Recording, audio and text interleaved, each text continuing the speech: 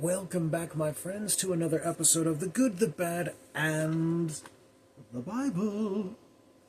And today we are finishing, yes, we are finally finishing the Pentateuch, the book of Deuteronomy, the first 5 books of the Bible, the primary chunk of the Hebrew books that they believe in. They do have other books aside from what is in the Bible.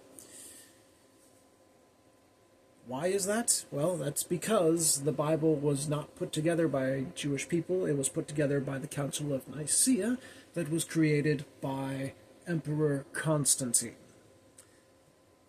He told them that he wanted a book. Maybe he had some ideas himself. Not really sure about the details of it, but the Council of Nicaea were the ones that ultimately decided what would go in the very first Bible. So you can thank them for putting the first 5 books of the Old Testament and all these other Old Testament books in with the New Testament. It was their doing, not Jesus' doing, not actual Christians doing. We actually have proof that Constantine was not much of a Christian at all. Well, yeah, he wasn't. Just plain and simple, he wasn't. Claimed to be, but he most definitely was not. And so, what are the other books that the Jews use? Well, I'll be honest, I don't know. They've got some crazy ones, I can tell you that much. Definitely things about Moses and about Abraham that we do not have in the Bible. Stories that we do not have in the Bible. But, anyways, enough talking about other books. We're here to focus on the blessed King James Version that so many people have sworn their lives by, and souls, sadly. So let's get right to it with the burning of the bush first.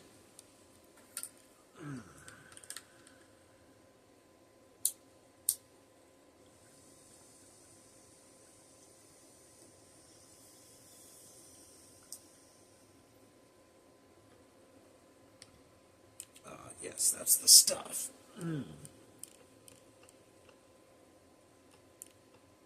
Now, I think we've mentioned this little bit before. Scripture is having a repeat moment again. But I don't remember, well, it's worth mentioning again anyways. Even if we did talk about it before. Because this is invaluable right here.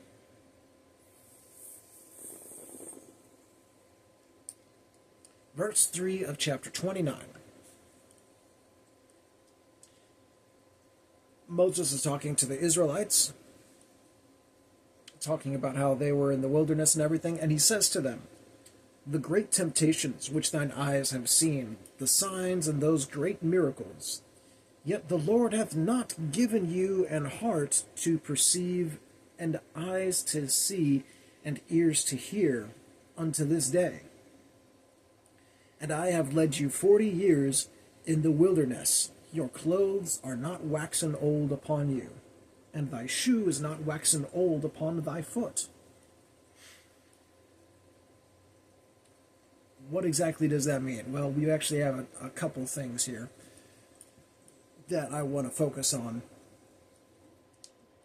But we'll go backwards because you probably understood a little bit more of what was going on there. I have led you 40 years in the wilderness. Your clothes are not waxen old upon you, and your shoe is not waxen old upon your foot. Basically, your clothes have not worn out. That's what Moses is claiming here. For 40 years, their clothes and their shoes did not wear out, supposedly. But where is the evidence for that? If God miraculously miraculously preserved these clothes, why couldn't he just let them be permanently preserved? That way we would have some very... I mean, it wouldn't be, honestly, it wouldn't be a whole lot. It wouldn't be a lot of proof, but it would be something. It would be better than no miracles whatsoever from him. But, you know, he could have preserved those clothes and shoes if he was real and all-powerful and everything. You know, why did he have to let them go to ruin just after 40 years? He's almighty, it shouldn't be an issue for him, right? But the verse before that is even wilder. And it says, "Yet the Lord hath not given you an heart to perceive, and eyes to see, and ears to hear unto this day." It doesn't make a whole lot of sense, to be honest, because he's not forming it as a question, or I'm not even sure if it's an insult, really, because he's going to have some insults to give later on, for sure. But I'm not 100% sure this is an insult, or if it's just a pure statement. But it's interesting that God is, or that Moses is saying, the Lord has not given you a heart to understand, eyes to see, ears to hear, unto this day.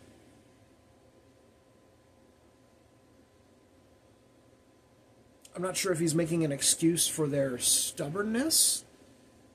Their stubbornness is going to be talked about, for sure.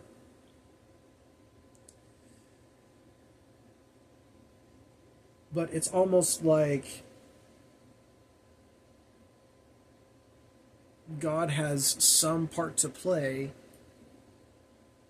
in why the Israelites are not as obedient as they are, or as they could be.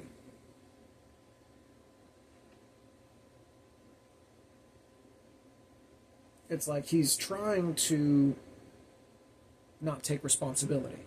Maybe that's what he's doing. I'm honestly not sure. It's just very peculiarly worded. And when we have the history of God claiming responsibility for straight up manipulating the will of Pharaoh, as well as just a few chapters earlier threatening, if not the very chapter. In fact, I think it's the very chapter before. Yes, it is the very chapter before. About 28, chapter 28, verse 28. The Lord shall smite thee with madness and blindness and astonishment of heart. Madness and blindness, like literal madness. And then, you know, what type of madness? Well, the type of madness that in basically verses 53 to 57. So insane that they will eat each other.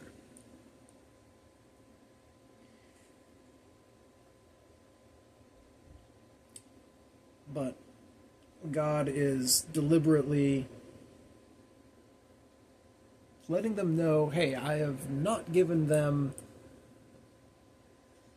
the ability to do as they're told. That's basically what I'm getting from this verse, when you take it from face value. Which really, I mean, it just makes God look even more responsible. Like, he has the ability to, what?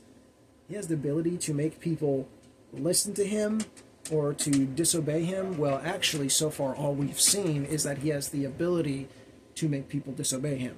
We haven't seen him really make anyone obey him by force of will. Not even Balaam. Like, Balaam had to be threatened with an angel and to have his donkey talk to him before he supposedly changed his mind.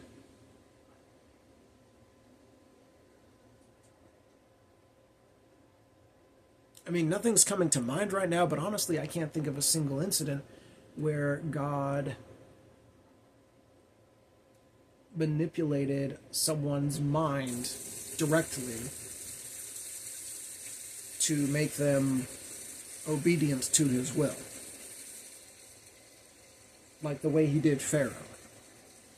I'm not aware of any stories like that. And, if you know of one, put one in the comments. Where he's actually, a story where God is brainwashing or, directly without angels or threatening or anything, just straight up changing their mind to do something either good or in according to his will. We'll take either one for this case, because right now, I can only think of those incidences where God made people upset or angry or disobedient to him. And when I say upset or angry, where he did that, there was a time where he actually did do that to King Saul. The Bible says that an evil spirit of the Lord was sent to trouble Saul. Like, this is a very unusual deity to be worshiping and saying is so awesome and great. And he can make clothes and shoes last for 40 years, but that's it. That's the expiration date is beyond that. I mean, what if the clothes were just made that damn well? I mean, that's possible, right? Maybe they had their own version of Carhartt back then. And that would explain why we don't have it today. But anyways, let's move on to the next portion of interest. We come to the end of chapter 30, and God is once again going back and forth between his blessing and his cursing. This is what I'll do to you if you do what I say, and this is what I'll do to you if you don't do as I say. And he says in verse 15, "See, I have set before you this day life and good, and death and evil." Very, very black and white, very stark contrast. That's interesting, verse 16. "In that I command thee this day to love the Lord thy God." I command you to love me. "To walk in his ways, and to keep his commandments, and his statutes, and his judgments, and that thou mayest live and multiply. And the Lord thy God shall bless thee in the land whither thou goest to possess it. But if thine heart turn away, so that thou wilt not hear, but shalt be drawn away, and worship other gods, and serve them, aka use your free will, I denounce unto you this day that ye shall surely perish, and that ye shall not prolong your days upon the land whither thou passest over Jordan to go to possess it. I call heaven and earth to record this day against you, that I have set before you life and death, blessing and cursing. Therefore, choose life, that both thou and thy seed may live.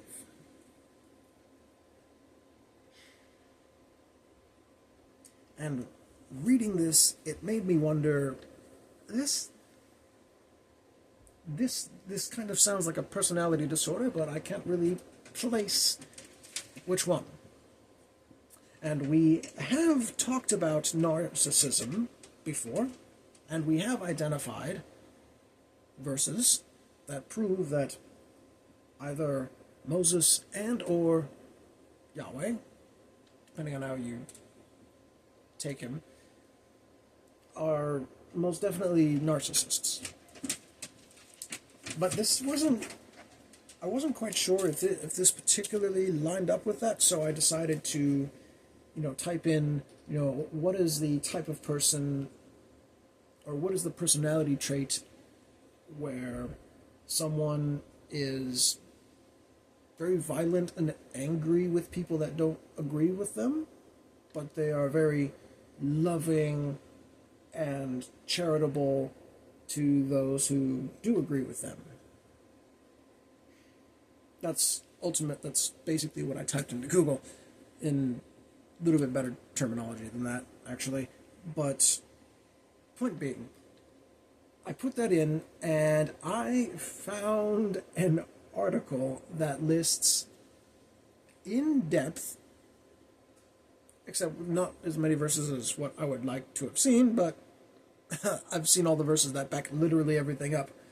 It is an article that goes into a lot of detail, scientific detail, professional detail,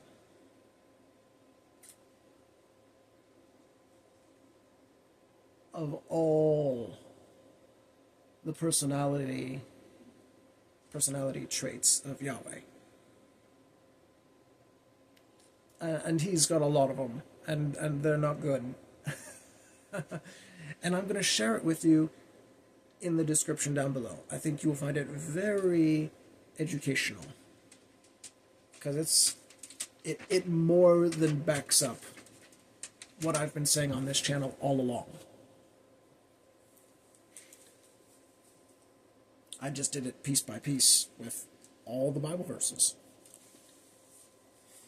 And they do have Bible verses in there, but you can find all the examples that they talk about. Rest assured. If you actually sit down and read it, this is a fucked up book. But anyways, let's get back to the next portions, because he's got a lot to say. We've got some interesting things to point out before the end. Okay, at first, these aren't going to seem like much, but I'll share with you why these are important. Because there is a verse that most people do not know about.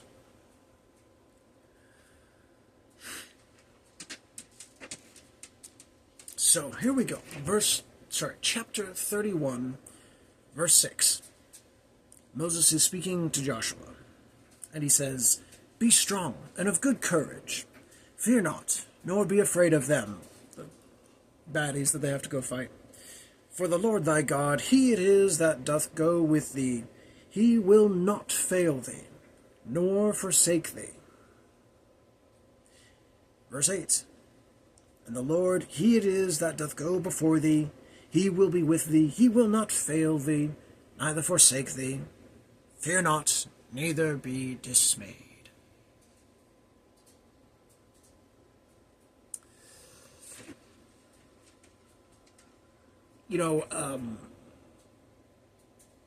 Israel does win a lot of their battles. But, they don't win all of them. And spoiler alert,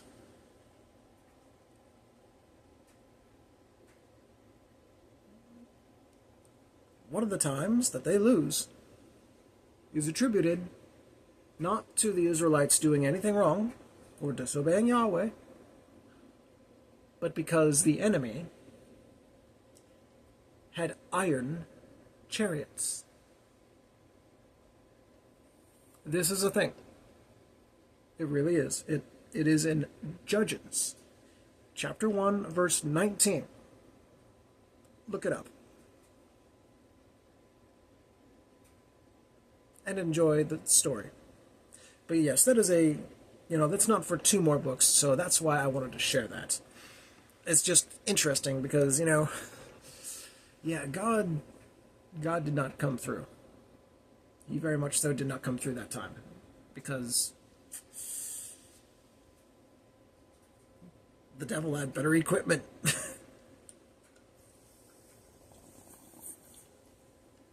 Kind of silly, to be honest. But let's move on. Verse 13 of chapter 31.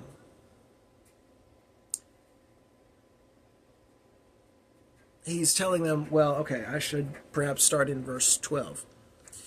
Gather the people together, men, women, and children, and thy stranger that is within thy gates, that they may hear, and that they may learn and fear the Lord your God, and observe to do all the words of this law.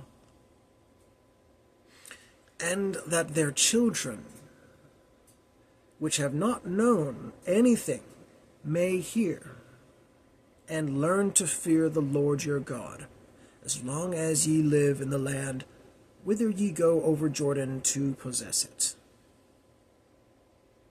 So basically, this is child indoctrination. And why is it child indoctrination, do you ask? Well, because they are not allowed to question. If you're not allowed to question, then you're being brainwashed. Even if they're using the truth as part of it, if they're not letting you question, if they're not letting you test theories out, if you're not allowed to read all the sides of what's going on in a war, you might be getting a bit more influence than you think you are. A lot of times, we get fed only one side of news, depending on what broadcast we listen to. And a lot of times these days we have these things called algorithms and smartphones that spy on us and listen to us, and they push towards us with their algorithms the things that they want us to listen to, the things that they think also will appeal to us. But they will send everything that they can to confuse us and to keep us entrapped, to keep us from growing, to keep us in the same echo chamber of knowledge, to keep us from even thinking about questioning where we are, what we believe, why we believe it. We believe it just because someone told us, or because we actually did the research ourselves, or because we've done enough of,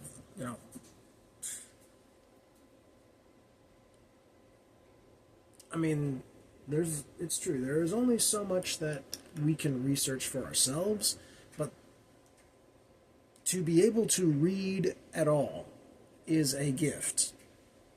There was a time, not that long ago, where the majority of people could not read. If you could read, you had a job.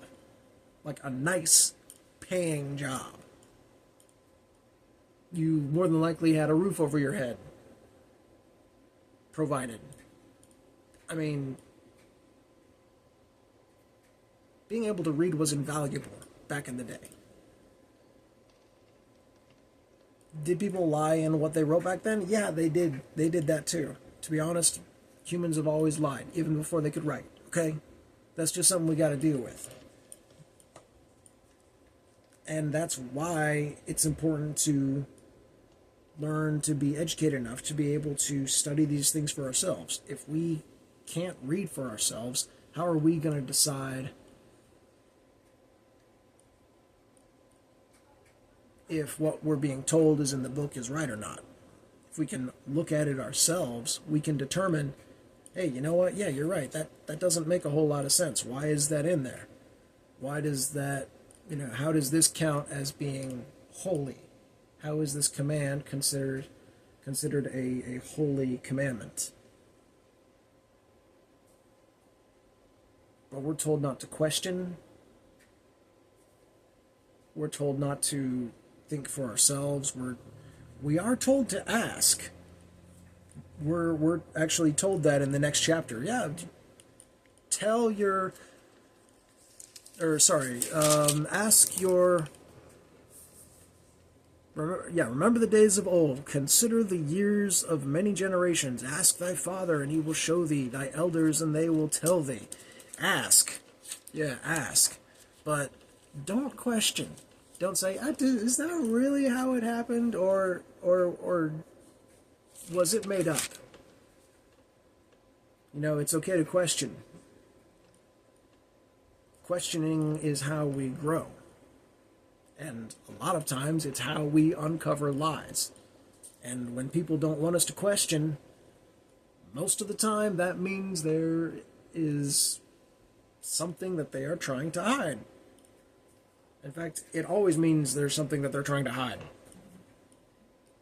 And rarely is it for your benefit that they're hiding it. Occasionally it is, maybe they're lying so that you don't find out that you have a surprise birthday party or something. And even then, they try not to lie, because, they're trying to act, that people act weird when they're lying, usually, unless they've had a lot of practice at it. Or they're just, I'm not going to give you my secrets that I've learned. But yeah, it is absolutely important for people to be able to read, to be able to self-educate, because knowledge is power. And then we come to this next bit that begins in verse 14, where God speaks to Moses and goes on a rampage, basically. Well, a rant, I guess. Since no one dies here, he's just acting very pissy.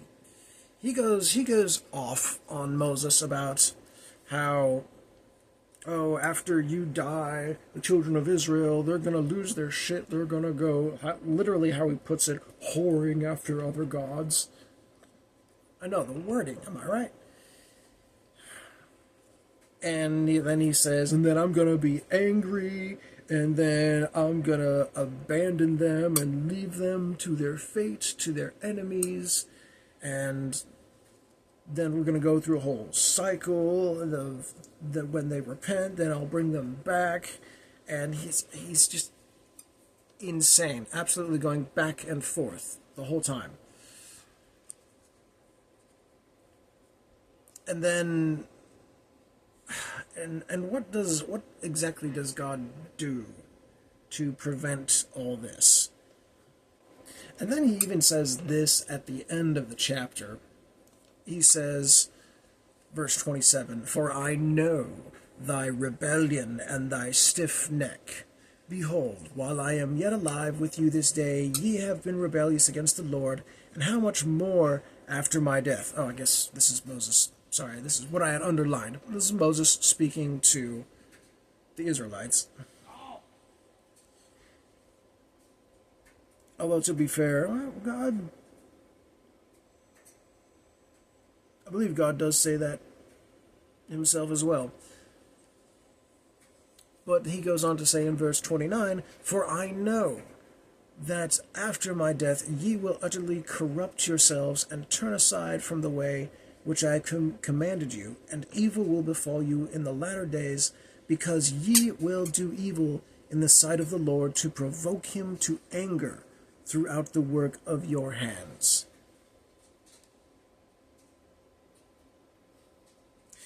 And okay, so what does God say? Let's just straight up say it. Let's just straight up read it for you. The Lord appears in a tabernacle, the tabernacle in a cloud, just like Wizard of Oz. And he says, "Behold, thou shalt sleep with thy fathers," verse 16. It says to Moses, basically, you're going to die.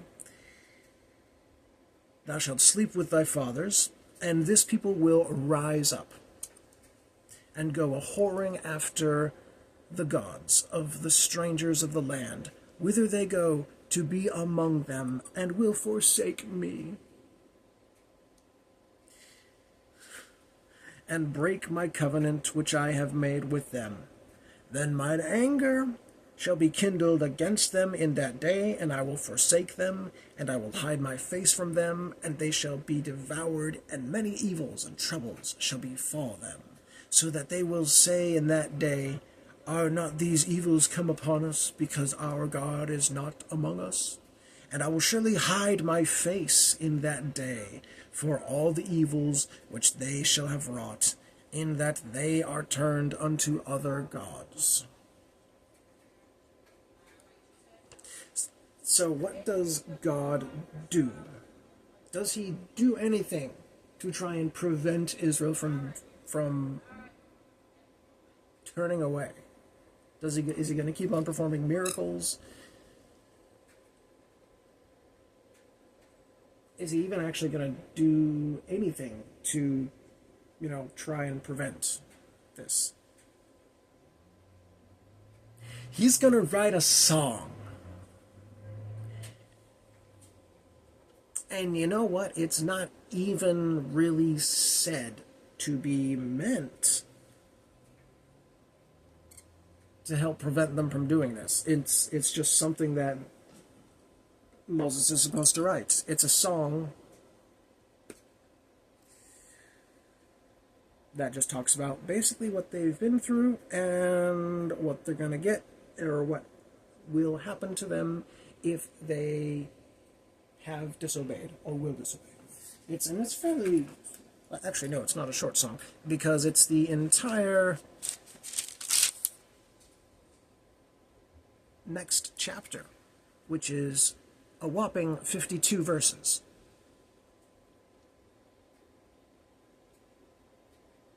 Actually, it might even be longer than that.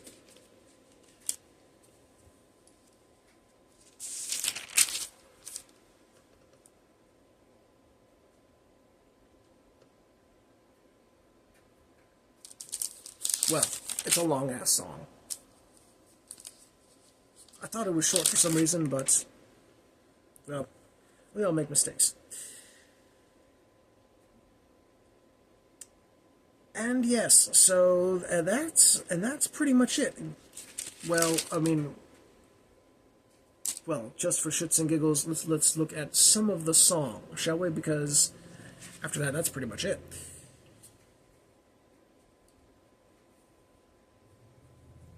So let me fix up another bowl real quick, because I cannot fix up another bowl while reading this at the same time. And it's not that I can't multitask, it's just there are some things that require your full attention.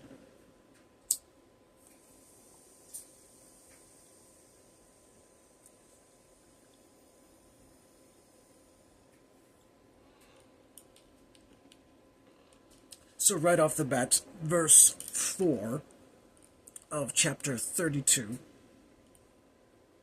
in this song that Moses is to write, that isn't necessarily even supposed to help the Israelites from turning from God and going through a bunch of bullshit, which, by the way, they don't do right away. Just to give them fair credit, while Joshua is alive, they do fine. They listen to him. At least from what I remember, they didn't really give Joshua any problems. Joshua seemed to be pretty chill. After he died, that's when shit hit the fan. But we won't get to that for, till the end of Joshua, which is, I think, a good 19 or 20 chapters, something like that. But verse 4 of chapter 32 in Deuteronomy says, He is the rock, his work is perfect, for all his ways are judgment, a God of truth, and without iniquity, just and right is he.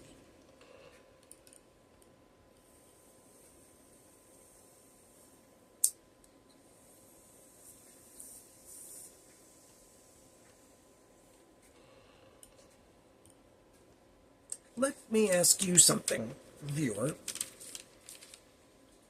After hearing that verse,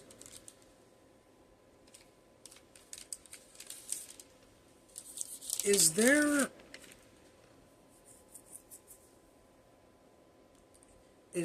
any scenario where you feel it is just and right to punish someone by driving them so insane that they eat their own children?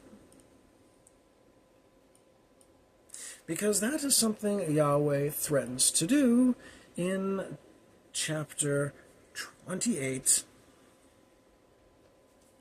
verse 28 and verse 53, and for several following.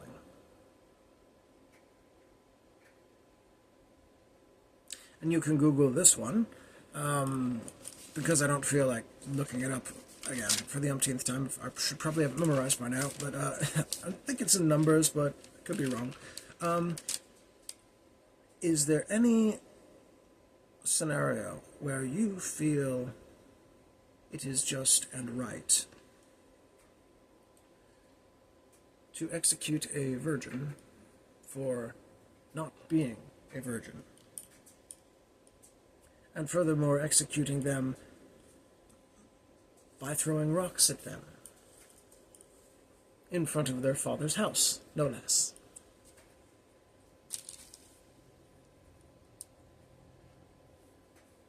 Those are both commandments of Yahweh.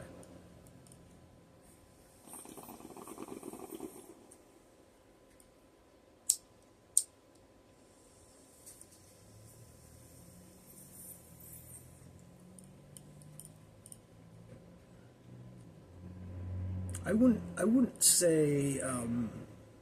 wouldn't say that Yahweh is just or right.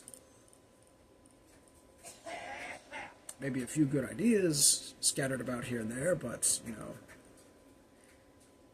those are like the kernels of corn that made it through the shit.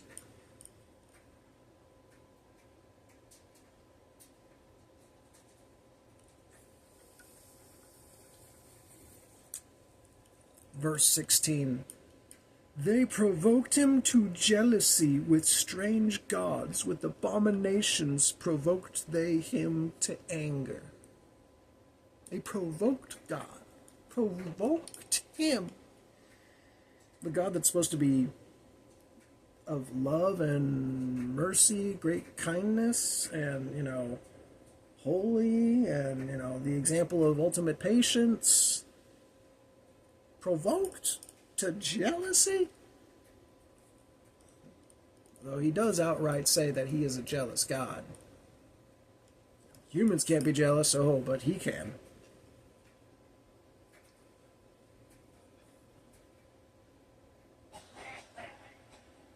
And then we get a little bit of a glimpse of the type of deity that he is. Listen to these verses. This is part of the song. Verse 39, see now that I, even I, am he, and there is no God with me. I kill, and I make alive. I wound, and I heal. Neither is there any that can deliver out of my hand. For I lift up my hand to heaven, and say, I live forever. If I whet my glittering sword, and mine hand take hold on judgment, I will render vengeance to mine enemies, and will reward them that hate me. I will make mine arrows drunk with blood, and my sword shall devour flesh, and that with the blood of the slain and of the captives, from the beginning of revenges upon the enemy.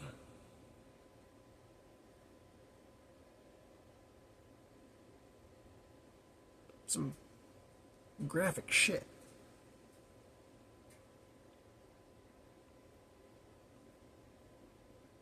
Oh, looking at the next few verses, it's not the entirety of the chapter that is the song, but that's about where it ends, actually. So he ends it on a very bloody note.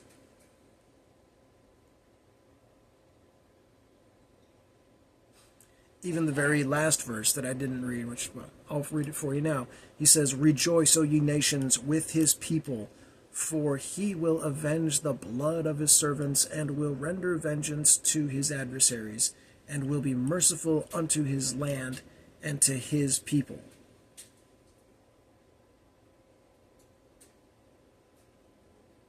I don't understand why they should rejoice. The children of Israel are the only ones getting it good. It is, I mean, it takes a lot for a Gentile to have to become a Jew/Hebrew. Unless you're already circumcised, then you are one step ahead, my friend. Of course, it wasn't as common back then, so... yeah. Alright, and then we come to the last couple chapters, of which there isn't really much to say.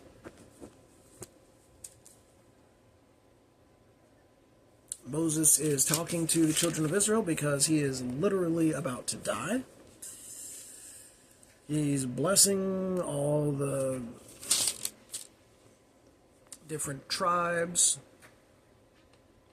talking to Joshua a little bit here and there. And then just wanted to look at the very last verse. Well, it's kind of... we kind of have to read the last three for the last one to make sense. But it goes, Deuteronomy 34, verse 10. "And there arose not a prophet since in Israel like unto Moses, whom the Lord knew face to face. And all the signs and the wonders which the Lord sent him to do in the land of Egypt, to Pharaoh and to all his servants, and to all his land. And in all that mighty hand, and in all the great terror which Moses showed in the sight of all Israel." And that's the end. But did you catch that wording? In all the great terror. I mean, yeah, wouldn't you say that's pretty perfect as to how the majority of the Old Testament is described? Especially once Yahweh starts getting involved. When people start crossing him, start challenging him or his chosen leaders, he just starts unaliving them.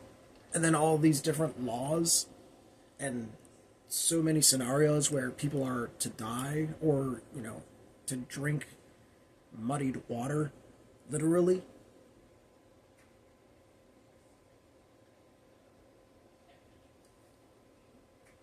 Yeah, I dare say terrifying. Yeah, you have a little bit better if you're a guy. But that doesn't mean it ain't gonna be fucked up for you if you don't follow along. And I thought this was also interesting. I actually didn't notice it till just now while reading it.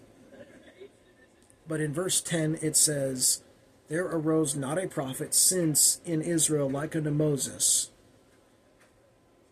And I remembered that. I was like, yeah, there was no scammer quite like him.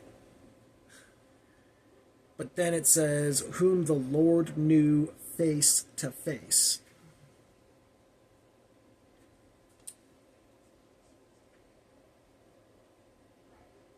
Yeah, I wonder why that is. I wonder why God would only show his face to one guy. And his backside.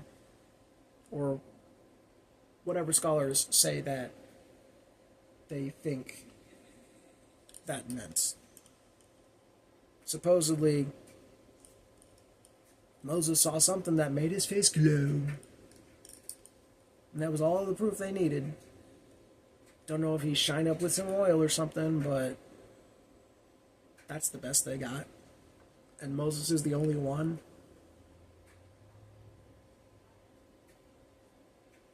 And the victors write the history books, so who's to say Moses isn't fibbing on some shit here?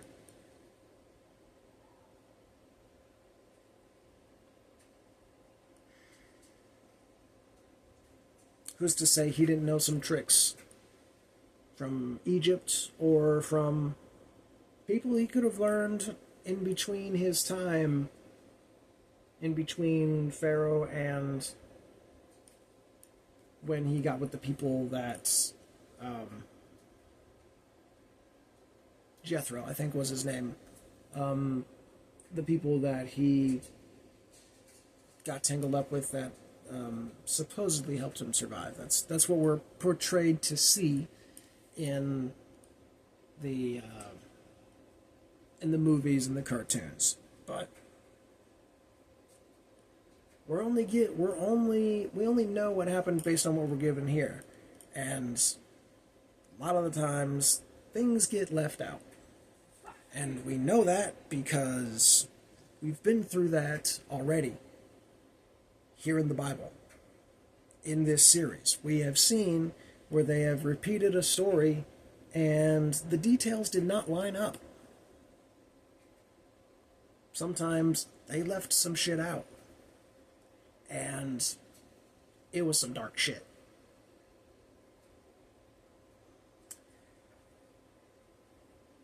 But I am so glad we have finally made it to the end. Can you believe it? All 5 books of the Bible. Damn.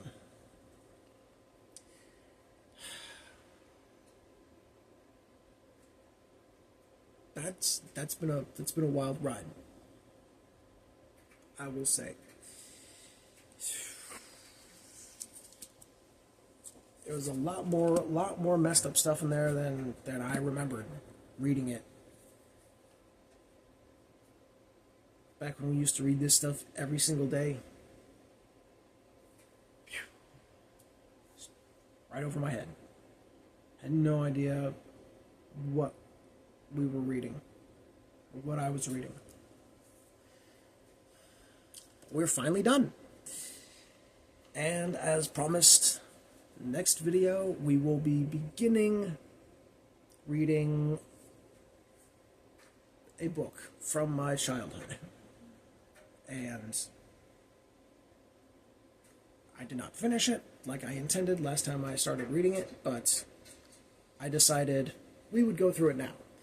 And why is that? Well, in case you've forgotten, or you're new to the channel, this book,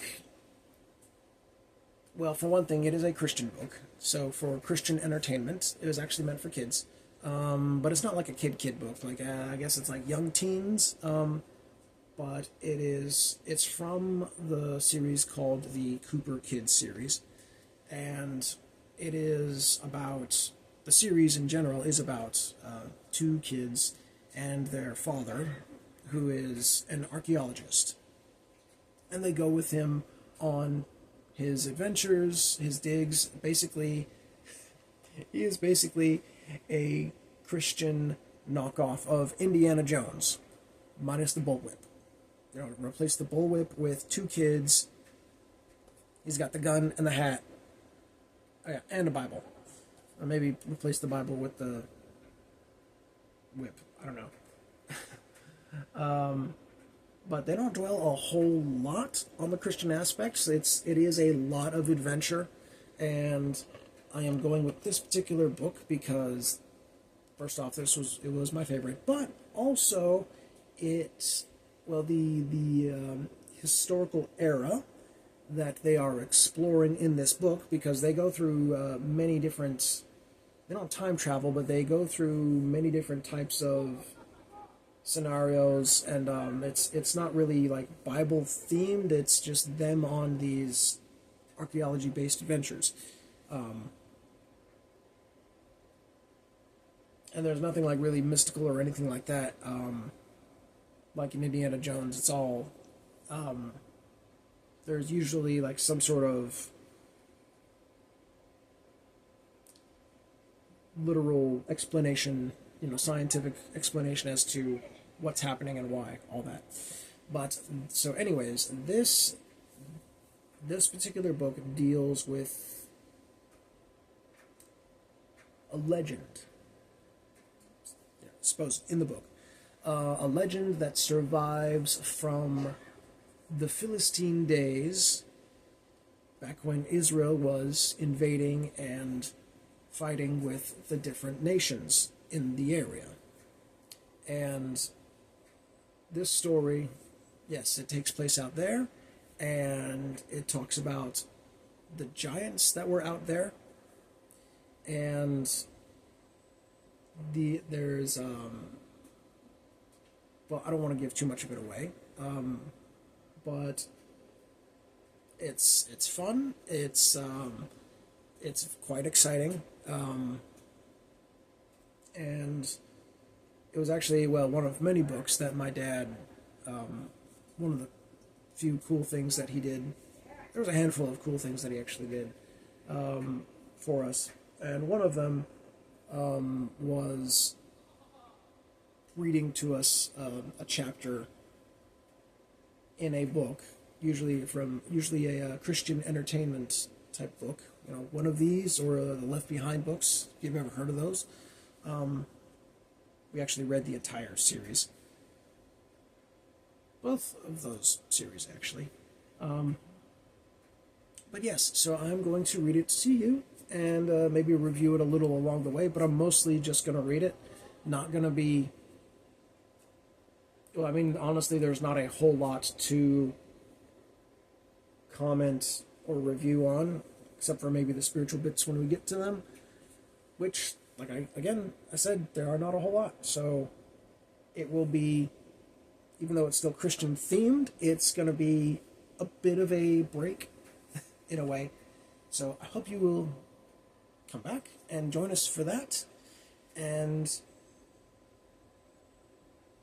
also stay tuned, because before I do that video, before I start on that, I do have a little announcement to make, and but I'm gonna make a separate video for that, just for shits and giggles.